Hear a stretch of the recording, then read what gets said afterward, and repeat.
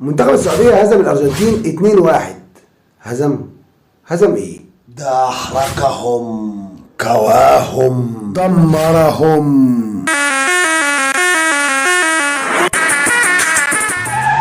معلش يا جماعه الانتماء خدنا حبتين. الف مبروك لمنتخب السعوديه، شرفتونا وحركتوا جوانا الانتماء العربي. المصريين كانوا بيشجعوا منتخب السعوديه وكأن منتخب مصر هو اللي بيلعب بالظبط، ولكن في وسط الفرحه دي حصلت حاجه اثرت علينا كلنا، وهي اصابه ياسر الشهراني. محمد العويسي حارس مرمى منتخب السعوديه صدم الشهراني بقوه لدرجه انه فقد الوعي ونزل الطاقم الطبي واسعفه، ولكن طلب من الجهاز الفني تبديله، وخرج الشهراني المستشفى لعمل الفحوصات اللازمه. تقرير المستشفى قال انه الحمد لله بخير ولكنه محتاج راحه، وطلع الشهراني من ساعه تقريبا بفيديو يطمن بيه جمهوره وقال انه بخير.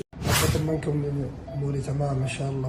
لو وصلت معايا لحد هنا اتمنى من حضرتك تدوس لايك على الفيديو وتشترك معايا في القناه وتفعل زر الجرس عشان يوصلك كل جديد. واخر حاجه 1000 مليون سلام عليك يا كبير يا ياسر يا رجوله، والف مبروك لمنتخب السعوديه اللي شرف الوطن العربي كله، وعقبال منتخب المغرب اللي هيلعب بكره مع كرواتيا. الله يعينه على هالليله. اشوفكم على خير ان شاء الله في فيديو جديد. السلام عليكم ورحمه الله وبركاته.